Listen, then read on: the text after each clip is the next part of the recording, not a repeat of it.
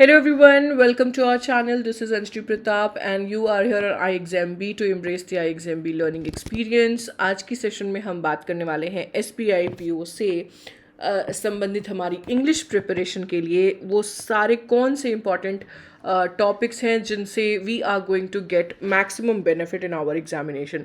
So first of all I hope all of you are aware of this change which you are able to see और basically which you are going to witness in this part in this year's prelims part. If you can see, the number of English questions has already been basically increased from 30 to 40. So ultimately we are going to get heat of that section. So let's try to understand that how we can strategize your parts or basically what all are the scoring topics in English जो पिछले कई सालों में हमने देखे हैं. उसी के अकॉर्डिंग हमारा इस साल का प्रिपरेशन हम अपना जो है वो strategize करें so that it will help us in cracking SBI PO effectively.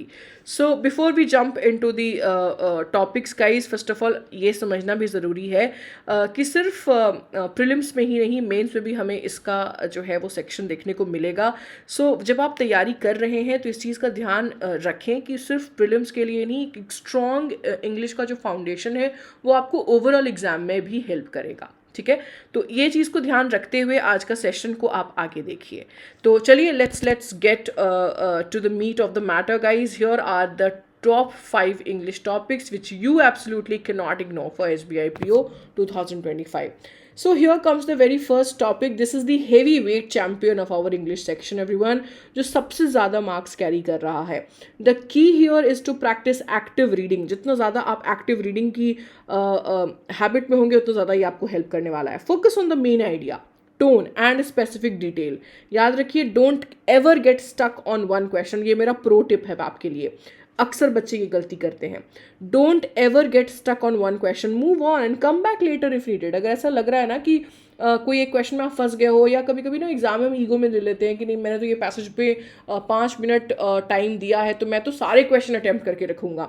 But इस चक्कर में हो सकता है कि एक इम्पल्सिव अटैम्प्ट जो है ना वो आपका निगेटिव मार्क अट्रैक्ट कर ले. सो कोई बात नहीं, अगर उस समय वो नहीं बन रहा है तो आप बाद में एक बार री अटैम्प्ट लेना if there will be any time left for that. Second topic is your error spotting.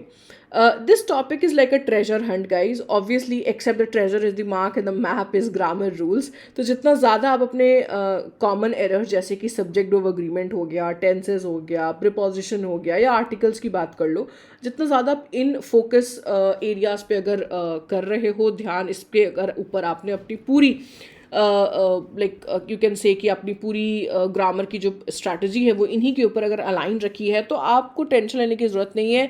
Maximum marks आपके यहीं से निकल के आएंगे.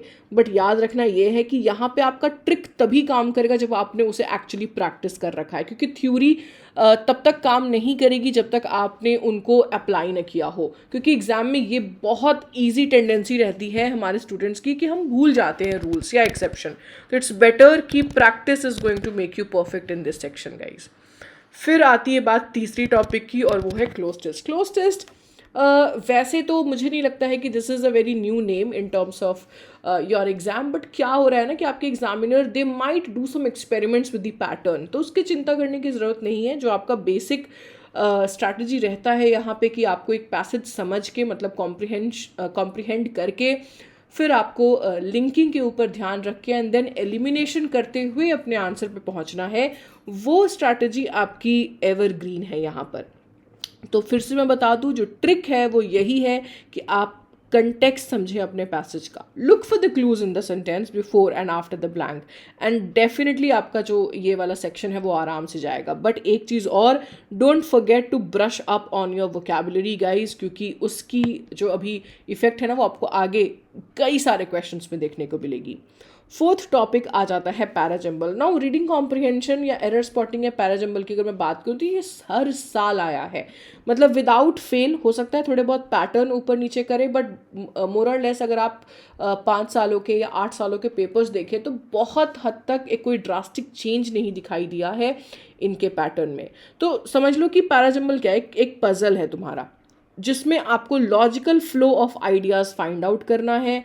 कनेक्टिंग वर्ड्स देखने हैं। अक्सर हम अपनी क्लास में बताते हैं कि कैसे कंजंक्शंस या कनेक्टर्स जो है उसकी जानकारी आपको पैराजंबल के क्वेश्चन सॉल्व करने में हेल्प करता है। Look for pronouns, look for chronological order.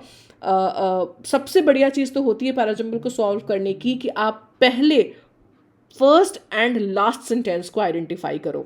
ये सबसे ज़्यादा ईजीएस्ट रहता है। तो कभी कभी ये भी नौबत आ जाती है कि अगर मैं पूरे क्वेश्चन सॉल्व ना भी कर पाऊँ तो आउट ऑफ 5 कम से कम मैं 2 क्वेश्चन तो सॉल्व कर ही सकता हूँ, क्योंकि अगर मैंने फर्स्ट एंड लास्ट स्टेटमेंट जो है वो फाइंड आउट कर लिया है। Guys, last but not the least, as I said, vocabulary. While SBI PO में you will not get a direct question in terms of vocabulary कि इसका सिनोनिम बताओ या इसका एंटोनिम बताओ। ऐसे क्वेश्चन जनरली आपके आरसी के अंदर पूछे जाते हैं सिनोनिम या एंटोनिम के। लेकिन उतना ही नहीं, इसका जो एप्लीकेशन है ना बच्चे, वो आपको क्लोज टेस्ट में दिखाई देगा। इसका एप्लीकेशन आपको फिल इन द ब्लैंक के क्वेश्चन में दिखाई देगा। इसका एप्लीकेशन हो सकता है आपको मैच द कॉलम या कनेक्टर्स के क्वेश्चन में भी दिखाई देगा। तो क्या समझना है हमें? सिर्फ वर्ड्स को मेमोराइज नहीं करना है, हमें उसका कंटेक्स्ट भी समझना है। जब आप न्यूज़पेपर एडिटोरियल पढ़ रहे होते हो या कोई भी आर्टिकल जब आप पढ़ रहे होते हो, तो you along with getting the meaning of that word आप ये भी देखते हो कि वो वर्ड को उस वाक्य में, उस सेंटेंस में यूज़ कैसे किया गया है। तो क्या याद रखना है कि एक स्ट्रॉन्ग वोकैबुलरी पता है कैसी होती है? एक स्विस आर्मी नाइफ की तरह होती है। मतलब it will come in handy everywhere. उसके बहुत सारे एप्लीकेशन से आपको नहीं पता कौन सा चीज़ कहाँ आपके लिए वरदान बन के आ जाए, right? So these are the 5 topics students which I would like to share with all of you, ताकि आप अपनी प्रिपरेशन में जो अपना समय है समझ लीजिए कि 70 to 80% समय आप इन टॉपिक्स को दीजिए, और बाकी जो टॉपिक्स बचते हैं उनके ऊपर आप 20 to 30% आपका एफर्ट रहना चाहिए। एक बोनस चीज़ आप सभी लोगों के लिए, इन 5 टॉपिक्स को एस अगर करना है तो कुछ पॉइंट्स जो है वो एकदम कॉमन है जो आप अप्लाई कर सकते हो। अपनी प्रिपरेशन को और भी सुपरचार्ज करने के लिए ये 4 स्टेप्स है which I would like to suggest you all. First one is reading newspapers daily. Second one is please practice mock test. Mock test के ऊपर आप जितनी मेहनत करेंगे उतना आपका परफॉर्मेंस हर दिन पर दिन बढ़ता चला जाएगा। ये आपकी स्पीड, एक्यूरेसी, टाइम मैनेजमेंट तीनों पे इफेक्टिवली काम करता है। तीसरी चीज़ हो जाती है revising your grammar rules. Keep a cheat sheet handy guys. मैं हमेशा बोलती हूँ अपने क्लास में कि जब आप क्वेश्चन सॉल्व करते हो और वो नहीं बनता है, मान लेते हैं आपने 10 क्वेश्चन का सेट सॉल्व किया, उसमें से 3 क्वेश्चन नहीं बने, उन 3 क्वेश्चन के रूल को अपने नोटबुक में लिखो।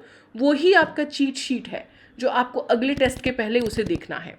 And last one, stay consistent guys. अगर आपने सोचा है कि मैं शुरू से रोज़ 1 घंटे अगर इंग्लिश को दूंगा, तो आपको देना है। आपने एक शेड्यूल बना के रखा है, आपको उसको फॉलो करना है। इट्स नॉट लाइक कि आज मैं 2 घंटे पढ़ लेता हूँ, कल मैं एक बार भी नहीं पढ़ूंगा और मैं परसों 3 घंटे पढ़ूंगा, नहीं। Rather than that just divide equally in terms of your day, क्योंकि वो चीज़, एक छोटी सी चीज़ के ऊपर डिसिप्लिन जो है ना, वो आपको आगे जाकर बहुत ज़्यादा हेल्प करती है students. One more thing, you all can access SBI PO prelims mock test V-Kit guys here. As I said, मैं आपको जितनी भी बार बताऊं कि मॉक टेस्ट कितना इंपॉर्टेंट है, मैं एक्चुअली अपनी इमोशंस को अगर अपने वर्ड्स में पुट कर पा रही हूँ तो you people can actually get it. SBI के मॉक टेस्ट जो है ना, वो आपको हमारी प्लेटफॉर्म पे मिल रहे हैं, और 31 फुल लेंथ मॉक टेस्ट यहाँ पर हैं। और फिलहाल आप देख लो, इसकी जो प्राइसिंग है वो 143 रुपीज़ है। और ये तो मैंने सिर्फ फुल लेंथ मॉक टेस्ट की बात की। चैप्टर वाइज टेस्ट, जैसे कि मैंने आपको बोला कि ग्रामर में आप टेंस देखो, सब्जेक्ट वर्ब एग्रीमेंट देखो, प्रीपोजिशन देखो और आर्टिकल देखो, तो कम से कम वही चैप्टर्स अगर आपने यहाँ पे लगा लिए तो that will give you much much much more clarity than maybe the students who is not attempting these test. इसके अलावा आपको PYPs भी मिलते हैं। जैसा कि मैंने बोला, PYPs हमें हेल्प करते हैं ये समझने के लिए कि हमारी इस साल की पैटर्न या जो डिफ़िकल्टी लेवल है वो कैसी होने वाली है। इस चीज़ के ऊपर और भी ज़्यादा जानकारी के लिए ना हमारे सीधे वेबसाइट पे आ जाओ, you will have more clarity over there. Okay, so that's a wrap guys. I hope you found this video helpful. Do not forget to like, share and subscribe to the channel. Drop a comment below and let me know which English topic you find the most challenging, and anyways I'll see you in the next video. Until then, keep practicing guys, stay motivated. अगर कोई भी doubt है, कोई भी confusion है, वो आप हमें पूछ सकते हैं हमारे इस वीडियो के नीचे कमेंट सेक्शन में। आज के लिए इतना ही। Thank you everyone, bye bye and take care.